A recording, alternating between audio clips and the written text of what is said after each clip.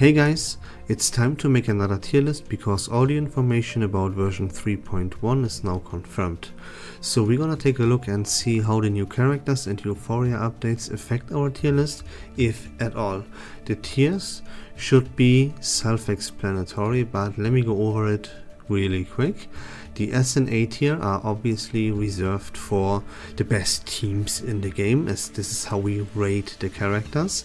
We do not look at characters individually anymore, at least not for the most part. We have to make some exceptions, but yeah, I will dive more into that once it's time. So S and A are of course reserved pretty much for the Dynamo and the Blood-type team. And in the B tier, you can already tell there will be like some impromptu shenanigans going on, but there's of course more to it. This is a character tier list, not a team tier list. Although, right, as I said, characters have to be judged by what the team is around them and not fully individual. But now let's dive into it and get like the most obvious thing out of the way, and starting off by ranking the Blood-type team with Nautica, which that should come to no one's surprise, is of course by far the best character in the game, and therefore that's the obvious S tier. We can go right ahead and put her partner in crime, Semmelweis, also in the S tier, because they kind of have to work together to function, and yeah, therefore they kind of belong together. And Semmelweis is still also kind of a powerhouse, does a lot of damage and caters everything towards Nautica that she needs. Then moving on to Sentinel, here is where things get a little bit interesting, because Sentinel is a best in slot for this Blood-type team, but she's gonna only receive the A rank and not the S, for the simple reason that she is replaceable, she is skippable, and has only the support, quote-unquote only the support slot, which is not as effective as like a main or sub DPS role would be. Then Eternity explains itself. She has to be at least one rank lower than Sentinel would be. These two, they fulfill the same slot. Now Sentinel outclasses Eternity in every single thing, right? She's better at everything.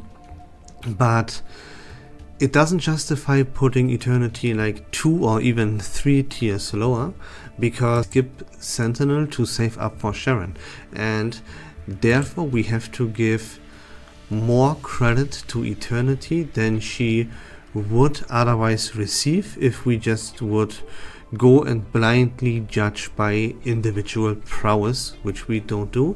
We here take everything into account: resource management, release date, functionality, everything around and about the character. So this is why we put Eternity into the B tier.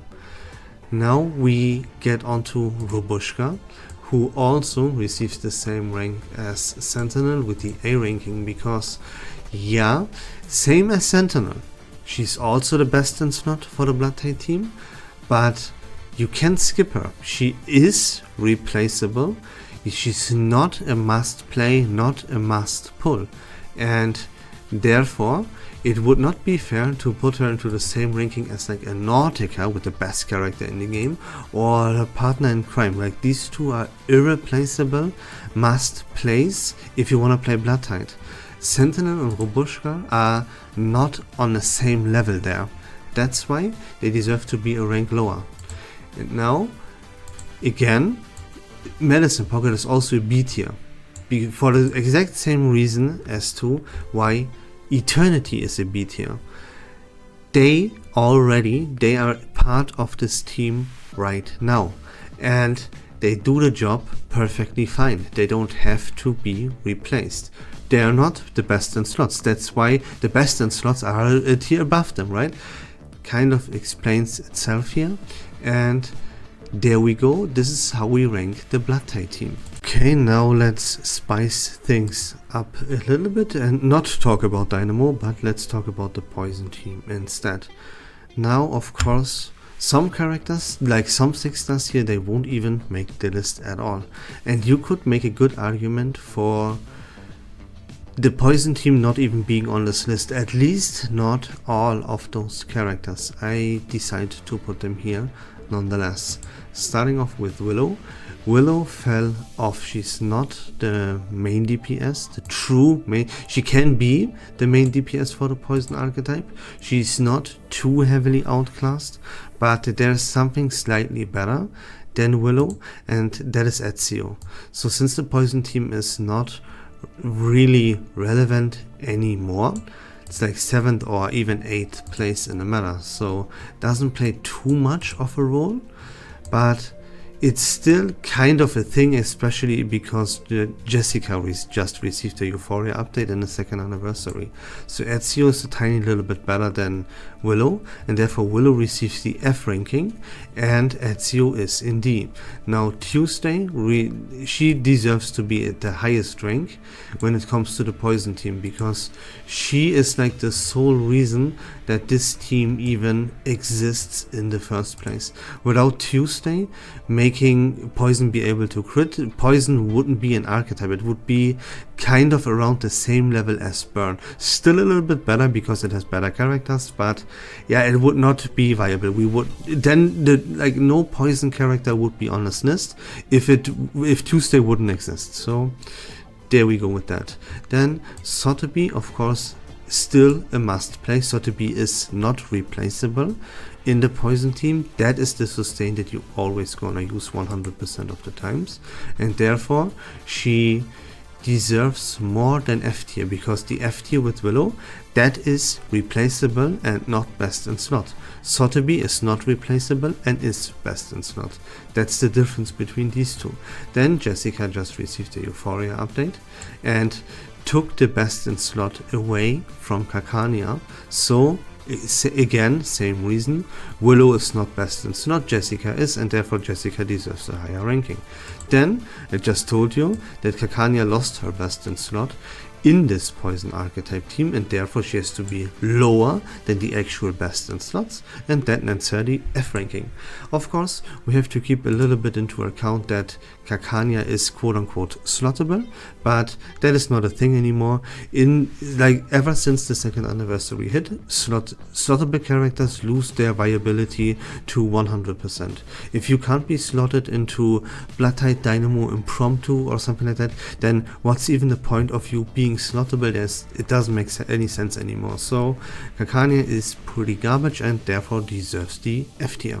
Keep in mind that we are talking about the best characters in the entire game here, and some 6-stars don't even make the list. So even I say Kakania's garbage F tier, she is still better than a lot of other 6-star characters. Keep that in mind moving forward, please. Okay, then next off, let's talk about the Ultimate archetype team, and my god, is this roster bloated to oblivion. Holy crap.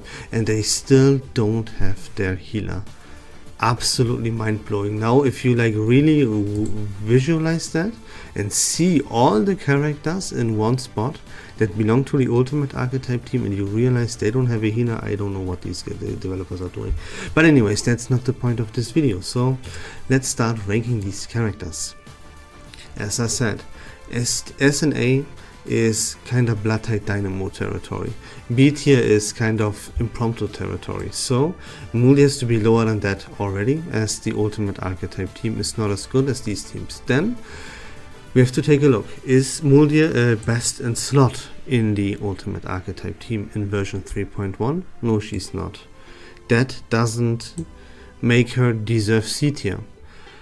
Then would we put her in D or F? That is like the big question. What is the good thing about Mulder? She can be played in Dynamo and she can be played in the Ultimate archetype team.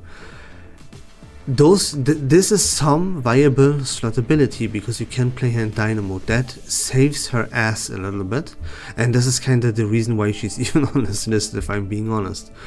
But the problem is, she's released in the 2nd anniversary, everything around her is so much more important than herself. This is a must skip character. She does not have the best in slot. She is power crept, moving forward, right? Even in version 2.8, you play Mercuria in Dynamo. You can play low para in the ultimate archetype team, or even Mercuria also in the ultimate archetype team. She gets outclassed by Getian in the ultimate archetype team next version, and then there's Sharon for Dynamo, which makes multi even worse, right? So I mean, her individual prowess and the fact that she could potentially be placed in the Dynamo team makes her be even on this list, but I cannot justify putting her higher than F tier. It is just what it is. She does not have a best in slot, and the characters in D, they have their best in slot, and therefore they are better characters in this game. It's just what it is. Then, oops, my bad, excuse me, Buddy Fairchild doesn't make this list because he's a 5-star and therefore too weak. Additionally, he is outclassed by so many different characters right now. We have A Knight, by Recoleta, by Noir, by Centurion. You know what I mean? He's a 5-star. Like, excuse me, buddy, but you are out of here. Bye. Since we just kicked Buddy Fairchild out of here, I figured let's do the same with Noah real quick. I'm sorry, it kind of breaks my heart a little bit, but it is just too awkward. She's now also in version 3.1, keep in mind, outclassed by way too many characters. You would have to build the archetype team, the ultimate archetype team around her a little bit different, because you would have to play the character, or you really want to play the character Anali, which also doesn't make this list. So I'm sorry, Noah, but right now, like, you are just not cutting it anymore with the euphoria for A Knight and Centurion being a thing. It's not enough anymore. Sorry about that. Then let's talk about A Knight real quick. This character is pretty garbage, but he has a spot in this game, being like the best speed farmer. If you want to clear Lucidscape, Limbo, and all the easy content, which is a whole lot in this game, then you can use A Knight to speed up the process. So there he has some viability at the very least. You should not use him ever in like diving the breweries, but that content is kind of irrelevant. So yeah, I mean, he deserves a spot in the F tier on this list for sure. Then we have Recoleta, who's the primary best in slot main DPS for the ultimate archetype team, and that's nets her the place in the C tier, right? We cannot put her higher because the other teams belong to better teams and perform better in terms of meta gameplay. So C is the best I can do for Recoleta. Then Getian, he will also receive the best in slot for the ultimate archetype team. He is not on the level of importance as a Recoleta or a Melania would be, spoiler alert. So I have to put him a rank lower than these two characters. And with that being said, again, I hate when this shit happens. With that being said, we can grab Melania and put her into the C tier as well. Sure, she's not the main DPS, but she is she's irreplaceable. No matter how you decide to build this ultimate archetype team, you always have to play Melania no matter what. She is like also the reason why Recoleta is even viable in the first place. If it wouldn't be for the passion drain that Melania replies, Recoleta wouldn't be a thing. We wouldn't be sitting here talking about Recoleta at all. Maybe even not even about the ultimate archetype as a whole, right?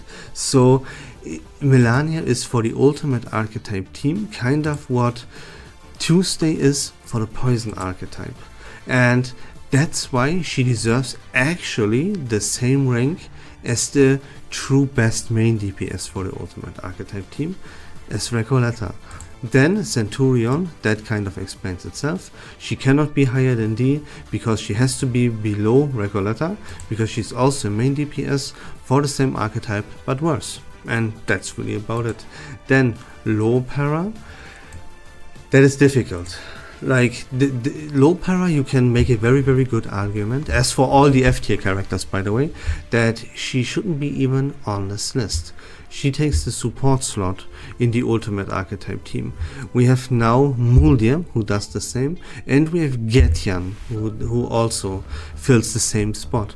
And you can make an argument and say both of these characters are actually better. I would give the upper hand a little bit to low para, comparing her to Muldir. It's very close. Low para provides 40% critical hit rate to the entire team. That is pretty nuts, but in terms of damage output, Muldir is way better. And Muldir also has a little bit of passion drain, which Recoleta loves so much. So it is tough. Like even she's either F tier or not on this list. I think 40% crit rate for the entire team is still good enough to justify the F tier. So I will be nice to low para and put an F. Alright, it's time to place the Impromptu lineup. Yay! We're gonna start off by ranking their main DPS. That goes obviously straight to the A tier, right? It's a very important piece. That is the main DPS.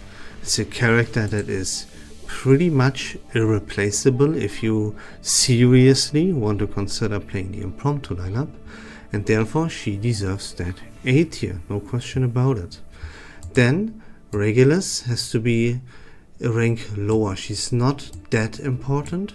She is replaceable by Voyager.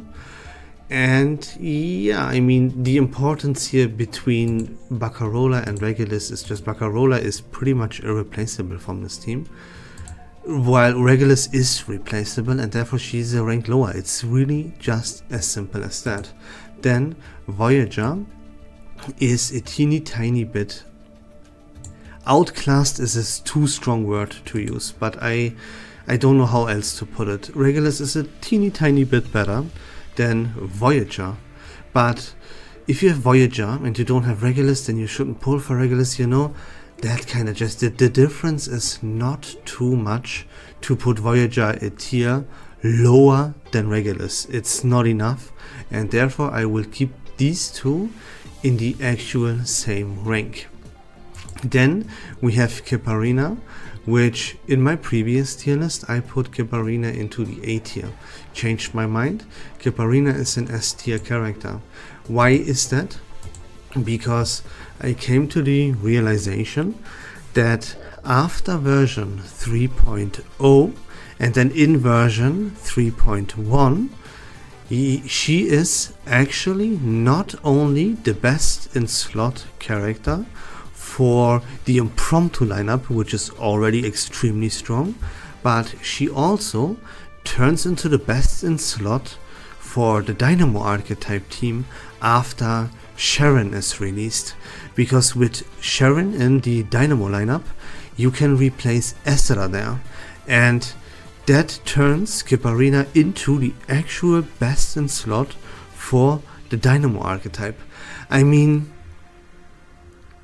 the best in slot, it's a little bit arguable, honestly, because with Ezra in the lineup it makes Sharon a little bit better, but honestly speaking, this 0 AP shields that provide the entire team with crit rate, I would personally value this a little bit higher than making Sharon's ultimate a little bit better, because you have a few more dynamos. I think Kiparina is the actual best in slot for the Dynamo archetype after Sharon's released. And I mean, that's pretty incredible.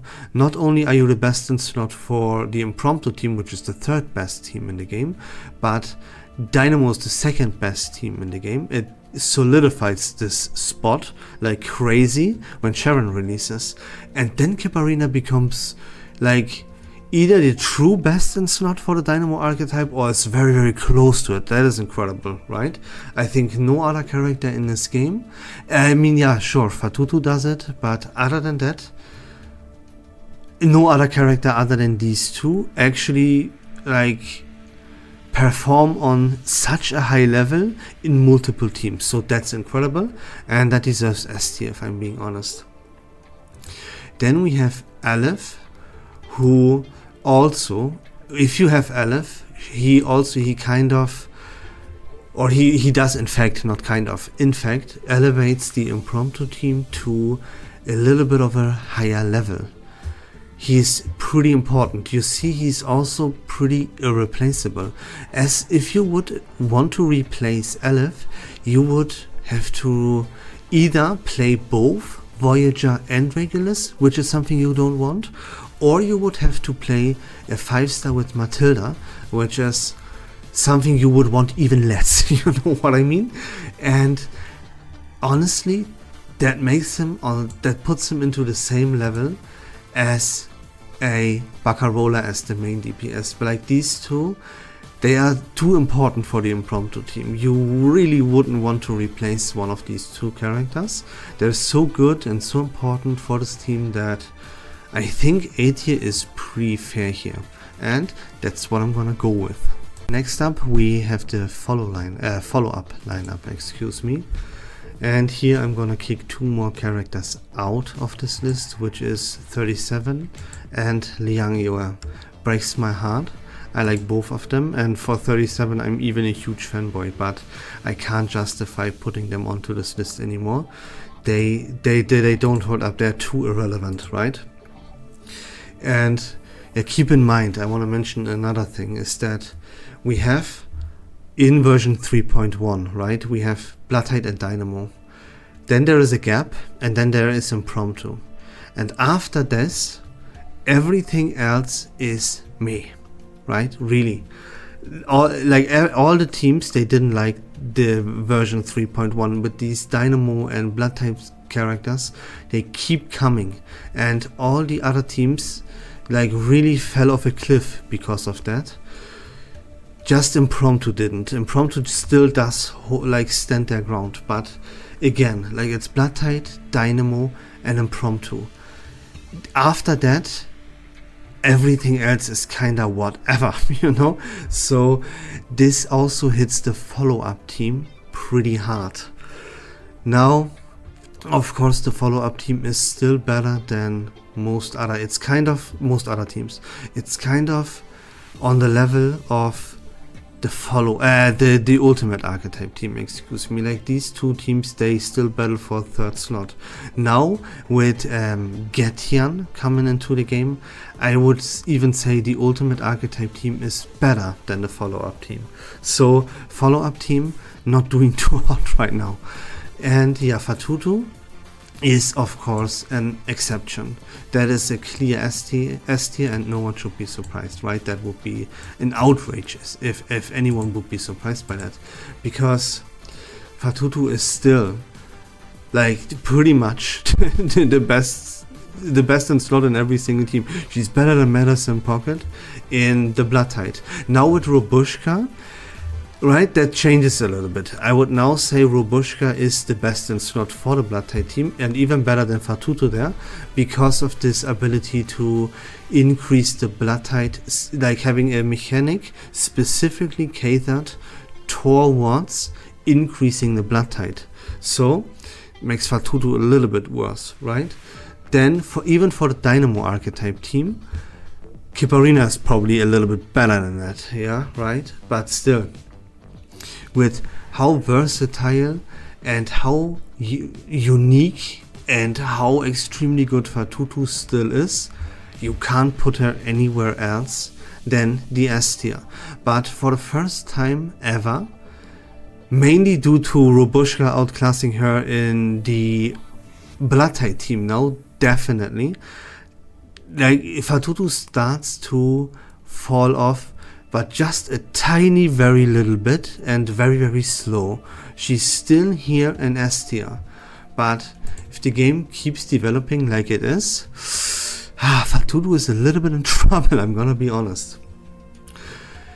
Then we have Jiu Niangje, who is still the best main DPS in the entire game for a follow-up team, no question about it. A little bit of a problem here is, and why she is underrated, is that you have to have her at least at P2. And her team, as I said, is not doing too well anymore. So she can't be in B tier, that's for sure. Now let's take a look at the C tier. Can we put Jiu on the same level as a Recoleta? That is like the big question here. She's irreplaceable as the main DPS for the follow-up team. Follow-up team is kind of on the same level as the ultimate archetype team, maybe because the follow-up team has Fatutu and the ultimate archetype team does not have their signature, their best in slot healer yet. And for that reason, I would say it is actually fair to put Jiu in the same tier as a Recoleta. Now moving on to Pickles and Flutterpage. Let's talk about Pickles first. He is, of course, if you want to play follow-up, he's a must-have. He provides very significant buffs to Jiu. He has beautiful synergy with Fatutu because Pickles removes like buffs from the enemy team, while Fatutu cleanses the debuffs from your team. Combination of that is extremely valuable and should never be underestimated. On top of being the partner in crime for Jiu and having that synergy with Fatutu, he is placeable in the ultimate archetype team to provide his buffs to Recoleta and then have Melania, right, move to the support slot. That is possible, but not too much of a big deal anymore. I would still keep Pickles in D tier because of this aforementioned synergy with Fatutu and Jiu, and still, while this possibility, like, we can't rank it too high anymore. We cannot put as much value onto playing him in the ultimate archetype team as we did in the past. So that ranks him down, but I think D tier is still fair. He has more viability than like a low para, a Villo, a Kakanya, like that's for sure, because he has his actual best in slot in a very good team in this game. Now moving on to Flutterpage. Flutterpage right now is very hard for me to rank because, like, where do you put her, right? It's kind of in the same ballpark as Pickles, like not exactly, right? Flutterpage is better than Pickles, there's no question about that, but she's not as valuable as she once was. Like in the past, we ranked her higher than we would rank her right now. Because where do you truly put Flutterpage to be a best in slot? In the Impromptu lineup? No. In the Dynamo lineup? No, not anymore, since Sharon is now here. So, like, where is her best in slot? It's obviously in the follow-up team, but the follow-up team is not doing so hot, and she lost the best in slot in the Dynamo archetype. She's not slottable into the Impromptu team, if we are being honest, right? The follow-up version of Bloodhate is something that you shouldn't play, it's garbage. So, well, Flutterpage is, I know that's a hot take, but is, like, not what she used to be anymore. She's not this clear A tier as she was in the past, no question about it. I would put her into the same tier as Jiu. They belong to the same team. They are very important for their team. Now, of course, Jiu is more important because she's the main DPS, but Flutterpage has this tiny little bit of like versatility and providing a little bit more to newer players. She's still kind of a powerhouse, right?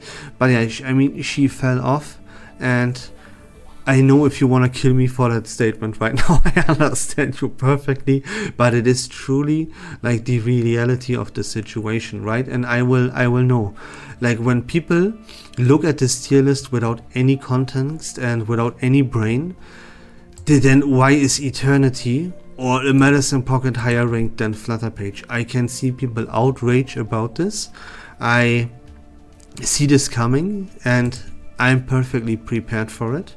And this is still the right placement because Eternity has her, like, not best in slot, but she still belongs to a better team. And yeah, right, I will not like justify my placement here. It's not needed. I don't have to prove anything to anyone. So we just gotta move on and rank the next team.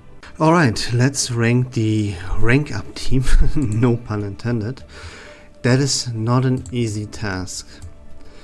I will put the main DPS that is irreplaceable for this team actually into C tier. It is a little bit of a hot take, I agree.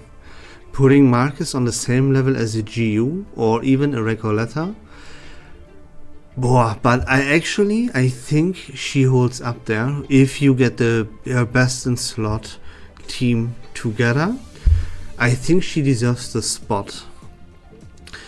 She's the best plant afflatus damage dealer in the game, so at least for now we might get a limited character for the plant afflatus that will be better than Marcus very soon, but I think for now I think D tier wouldn't be fair. Putting Marcus on like in the same tier as an Ezio, no, right? I don't see that. Being on par with GU, that is much more what I see. So that's where I will put Marcus. And then what do we do with her teammates? Mercuria. Well, if we are talking about version 3.1, she lost all of her best in slots. Except for the rank up team, right? And the rank up team, she's still the best in slots. So, but overall, kind of lackluster. Now, is she on a level? Is she better than Pickles? I would say yes, she is definitely better than Pickles. But is she a whole rank better than Pickles? I would not put her on the same level as a Tuesday. She is not like archetype defining, right? She's nowhere the best in slot except for the rank up team, and here she's even replaceable. So see, thinking about it like this, D tier actually makes perfect sense. Then Hisabeth, it doesn't have a slot. You could always argue in the past to put her in the ultimate archetype team, yada yada yada. That is no longer the case. She really only truly has this one rank up team. She is the best in slot here. She is right now replaceable with Argus though. So can I justify putting her on the same level as like a Getian or a Jessica, who are best in slots? Or do I put her in F tier? She does have her best in slot. Even though she is replaceable, but she does have her best in slot. That puts her, I think it's fair to put her on the same level as a Getian for that reason. So that is what I'm gonna do. Now, Via is also a kind of difficult character to rank because you can look at her from multiple different perspectives. If you would look at her as what I personally would call blindly, then she's actually one of the best sustained characters in the game. I would say only Fatutu and Kiparina are better than Via when it comes to filling the healer slot and being a sustain. So that would net her a very high ranking. The problem is that you can't play her anywhere. You are so reliant on this. You have to play her together with mental damage characters, and that is really awful.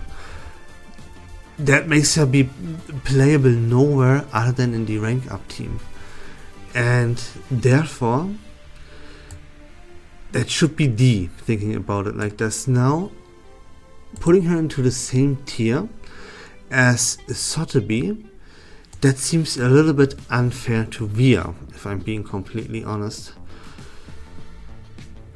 she's also the best in slot and a better team than Sotheby.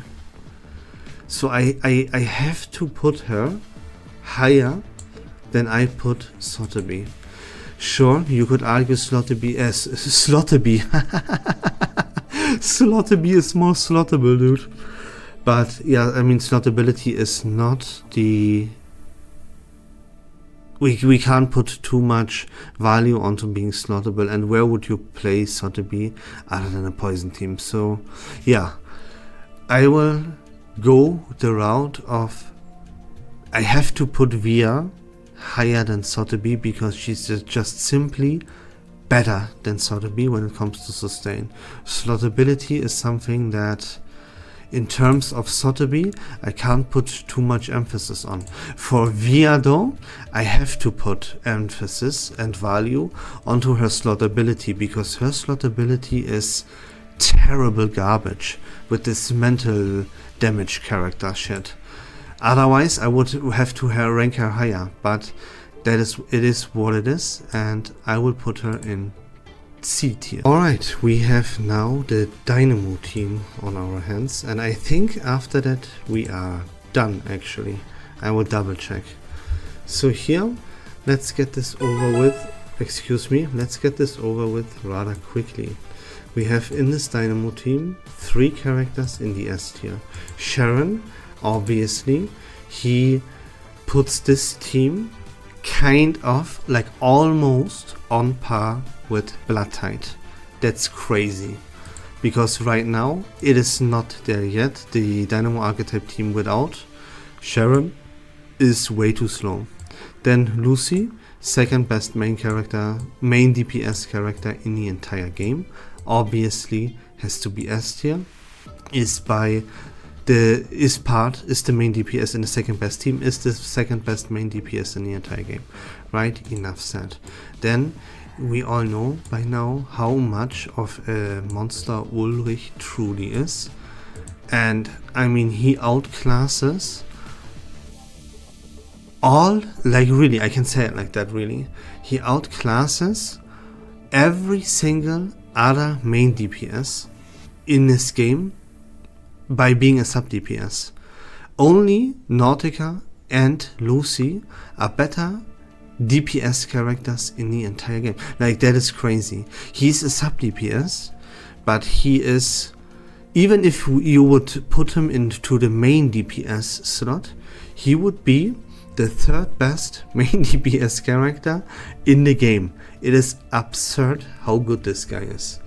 Alright, now we have Ezra and Corvus. Let's talk about Ezra first. Last time we will go over the other tier list and draw like comparisons, and I will explain again why and how things changed up a little bit. But last time I put Ezra in A, and I can't do that anymore because Robushka is now in the A tier. And Ezra is not on a level of a Robushka. He is the best in slot in the Dynamo archetype team, right? Kiparina is very, very close though, and he is replaceable because of Sharon, right? So I will drop her actually a tier down and place her right where Medicine Pocket is. I think that's perfect. Alright, now onto Corvus, and like honestly speaking here, this character is pretty much unplayable. She will not, by the way, replace Lucy or Ulrich. She doesn't even come close to these monsters in the slightest. Then she is a single target mental main DPS. She deals mental damage, she will be a main DPS, and she will be a Dynamo character that is reliant on having the pulsing field on level 3 at all times. So with all of this information, right, she's not replacing Lucy, not replacing Ulrich, but she desperately needs Sharon by her side. And she did like only single target mental, like it is not gonna work. How do you make this character work? It is impossible. Where do you play her? She doesn't have her best in slot. She is still very reliant on having Sharon for having the pulsing field on level 3 at all times. So like pretty much really unplayable. Who do we even compare her with? The answer is you compare her to Marcus, because this is another mental main DPS character. Now Marcus has at least like her spot. She has her own team, her rank up team, and she functions there really well. And Corvus does not have that. Even if Corvus deals more damage than Marcus would, right, let's say, then that doesn't make her a better character than Marcus, because again, like, what is the team that you would play Corvus in? You cannot play her in Dynamo. You would waste the Dynamo team if you would play Corvus in there. She is not gonna be good for new players either, because if you start in version 3.1, you're not gonna have Sharon. If you start in the version 3.0 where Sharon is released, you should not pull for Sharon, because you need to focus on having a main DPS first. You know what I mean? No matter how we look at the character Corvus, she is not gonna work out at the time that she released. Now, of course, she can get help in the future by us getting access to even more Dynamo characters, and then being able to establish a second Dynamo team together then with Corvus as the main DPS and Sharon as the support. And then we have Lucy and Ulrich still paired with then the new characters that are released, right? But for the time being, in version 3.1, Corvus is like really on the edge of being unplayable. Now, of course, why she is not completely unplayable F tier is because she will still have kind of a respectable damage output even without the pulsing field on level 3, right? She still shreds the mental defense and she will do considerable damage, but all things considered, it's not enough. She doesn't have a spot, doesn't even have her team really. The release date of her doesn't make any sense, and yeah, it is just like the whole character here is like really a little bit of a catastrophe, and she will need help in the future with more and more Dynamo characters being released and then catering towards her. But for the time being, she's not good. I cannot put her on a level as like a Regoletta, who's a main DPS for her own archetype, Giu, main DPS for the follow-up archetype, Marcus, main DPS for the rank up team, right? Those are all like pretty good teams that we are talking about here, and Corvus doesn't even have that. So I will have to put her into the D tier. It's the only like space, you know, and that's only because her damage output, even though it is just single target, will still be kind of respectable. That saves her from being F tier, and that's about Corvus. Now, to end this video off, let's take a little bit of a comparison to my quote-unquote old tier list and the new one, and see how just one additional version can drastically change things up in terms of how we rate characters. We can see the S tier is exactly the same as before, just this one minor difference is here, that I moved Kiparina up from the A tier to the S tier. That is simply because, like, after Sharon, it really came to fruition that not only is Kiparina the main sustain for the Impromptu lineup, no, thanks to Sharon and the Dynamo team being able to replace Ezra, Kiparina is like seriously even contests the best in slot for the Dynamo team, as well as being the best in slot for the Impromptu team, and I mean, that's pretty dope. So yeah, she deserves to be a higher rank compared to all the other characters that I previously had in the A tier, and that's why I moved her up. Then the A tier changed drastically, and that is because I moved the majority of the Impromptu team a rank down. I moved Ezra down because now Robushka exists and Ezra loses her not really her best and slot in the Dynamo archetype team, but she became way less relevant, right? Mainly because of the Chevron release, but also she loses like her ranking based on how good she is as a sustain because Robushka is there. And yeah, that is finally the kicker to move her a rank down.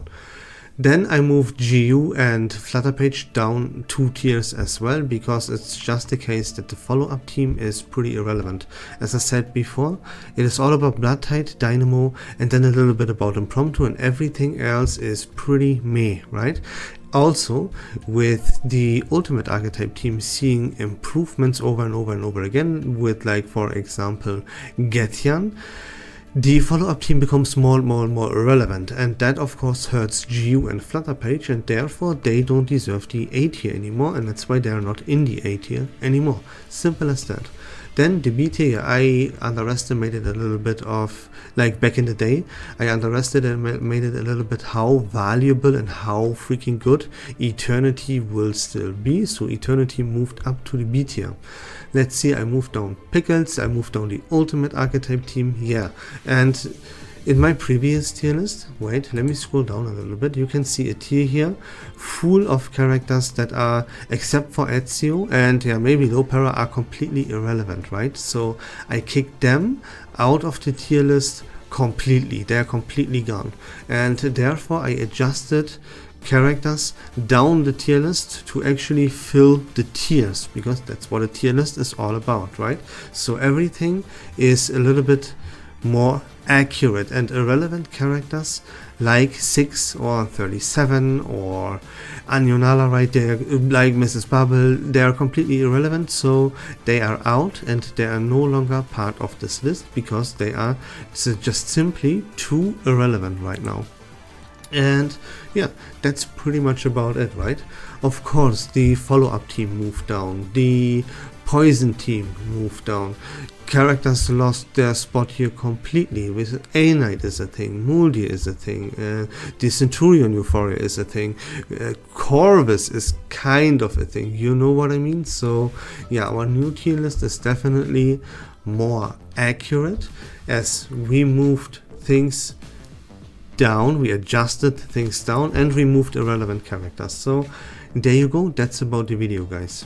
Here you can take a better look at it as we head out of the video. If you like Reverse 1999 content in general, please consider leaving a follow on my channel, I would really appreciate it. But until next time, don't forget to join the Discord server, link to it in the description down below. Take care of yourselves, have a great day, and we love this game.